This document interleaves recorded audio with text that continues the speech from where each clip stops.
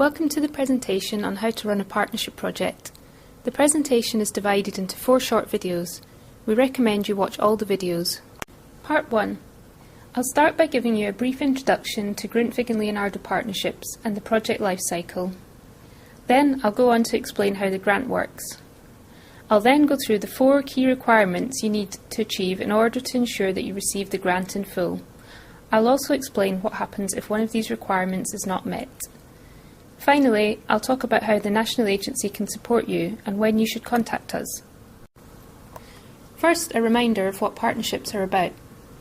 Partnerships are small-scale cooperation projects which allow you to work with European partners to share ideas and experience on a topic of common interest. If this topic is related to vocational education and training, it's a Leonardo partnership, and if the topic is related to adult education, it's a Grundtvig partnership. Partnerships are relatively easy to manage, which means that they're a good entry point for people who are new to European funding. They focus on the exchange of good practice and the involvement of staff and adult learners or trainees in the project. We use the word learners for Grundtvig partnerships and trainees for Leonardo partnerships. The learners or trainees can be involved in the local project activities as well as the transnational mobilities. Whilst we do encourage you to produce some sort of tangible outcome from the project, such as a website, booklet, DVD or training materials, the emphasis of these projects is really on the process of working with your European partners, rather than producing a complex or large-scale product. This is the overview of the life cycle for 2011 partnership projects.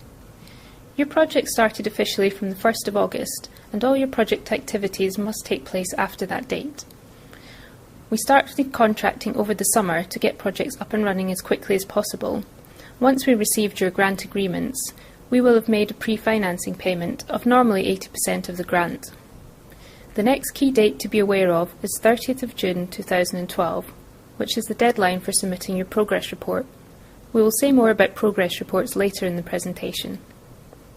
Your project will end on 31st of July 2013, and all project activities must be completed by this date in order to be eligible. You'll then have to complete your final report and upload details of your project onto the European Shared Treasure database by 30th September 2013. We'll say more about these later in the presentation. Once we've received your final report, we'll assess it, and if everything's okay, we'll make the final payment of up to 20% of the grant.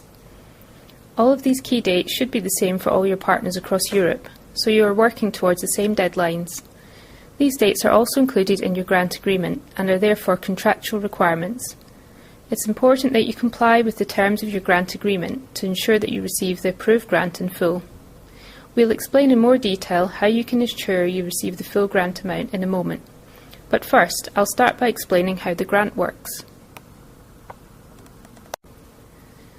The grant is a lump sum, which is a contribution to all the costs of running your project, including the mobilities to visit your partners and any local activities carried out by your organisation.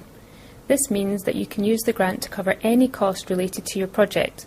For example, when you go abroad to visit your partner, you can use the grant to pay for the flights, accommodation, food, local transport, etc. You can also use the grant to cover the cost of any local activities, such as hiring venues, printing and translating documents.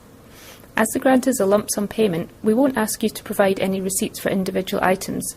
It's up to you to decide how you use the grant and how to make the most of the funding. We're interested in what you achieve with the funding, not how you spend it.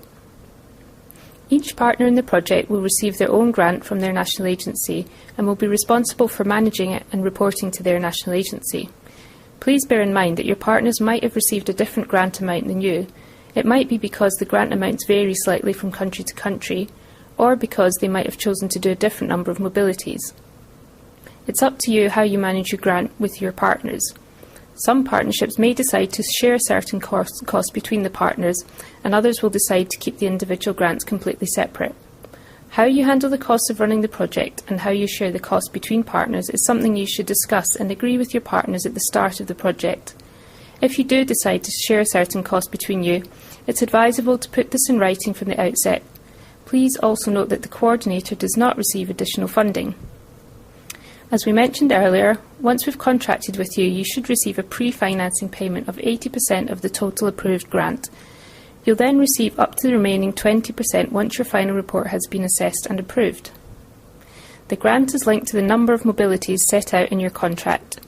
However, please bear in mind that the grant is a contribution towards all the costs of the project and not just the mobilities. We'll explain what an eligible mobility is later in the presentation.